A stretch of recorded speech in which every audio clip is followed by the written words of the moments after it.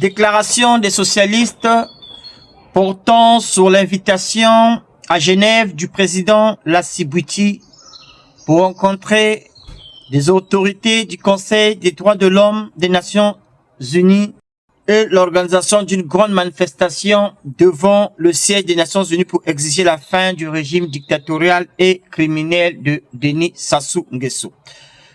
Congolais et Congolaises, mes chers compatriotes, frères et sœurs, militants et sympathisants de la liberté, chers partenaires de la communauté internationale, mesdames et messieurs, c'est avec un profond sens de responsabilité et dans un contexte particulièrement grave que nous nous adressons aujourd'hui à vous.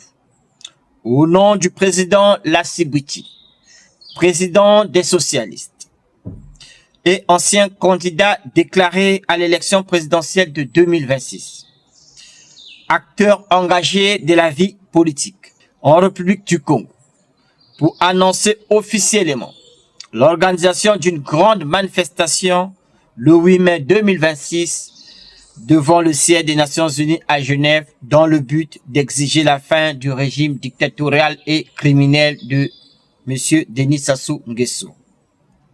Ensuite, nous souhaitons porter à votre connaissance une situation qui interpelle non seulement la conscience nationale, mais également la conscience universelle. Invité à Genève le 8 mai 2026 pour rencontrer les autorités du Conseil des droits de l'homme des Nations Unies, le président Lassy Bouty n'a malheureusement pas pu honorer personnellement cette invitation d'importance majeure. Son absence n'est pas un choix politique, encore moins un manque de volonté, mais la conséquence directe d'un état de santé préoccupant.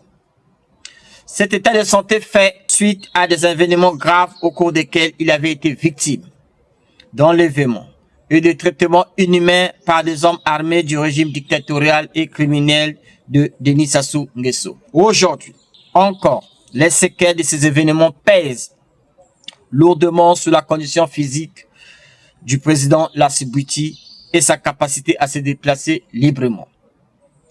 Face à cette situation, et fidèle à son engagement, le président Lassy Bouty a tenu à ce que la voix de son combat, la voix de ses convictions et la voix du peuple congolais ne soient pas réduites au silence.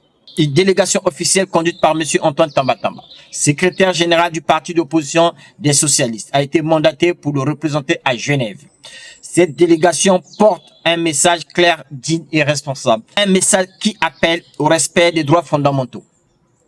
Un message qui rappelle que la dignité humaine ne saurait être négociable.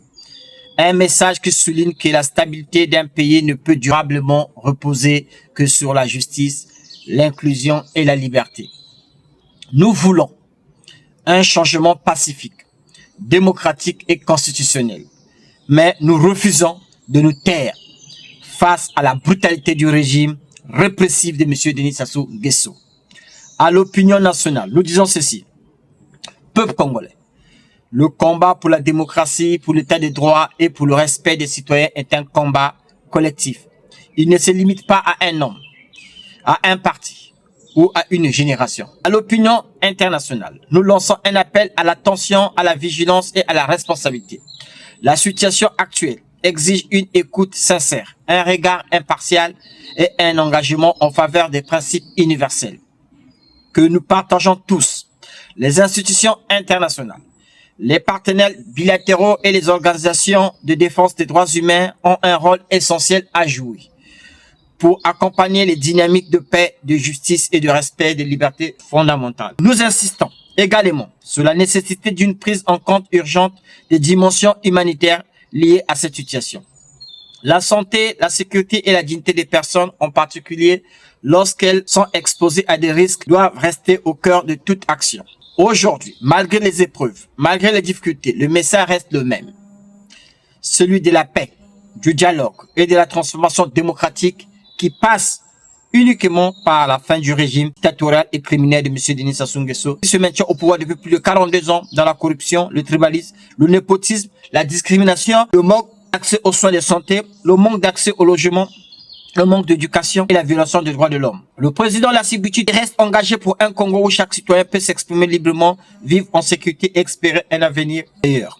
Que ce message soit entendu non comme une plainte, mais comme un appel à la responsabilité collective.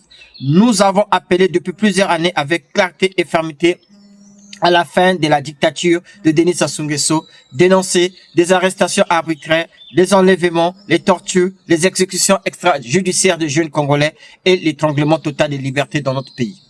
Le régime dictatorial et criminel de Denis Sassou Nguesso qui s'est maintenu au pouvoir en organisant l'élection présidentielle de mars 2026, qui n'a pas été libre et transparente, a commencé à militariser les villes, à intimider les populations et à planifier les répressions ciblées. Aujourd'hui, en tant que secrétaire général d'un parti politique engagé pour la démocratie au Congo et soucieux de mobiliser toutes les populations, je m'adresse aux jeunes, aux maires, aux étudiants, aux chômeurs, aux fonctionnaires opprimés, aux retraités oubliés, aux intellectuels en colère, aux femmes courageuses, adhérées au parti, les socialistes, pour sensibiliser davantage autour de vous. Partagez nos visuels, nos communiqués, nos vidéos.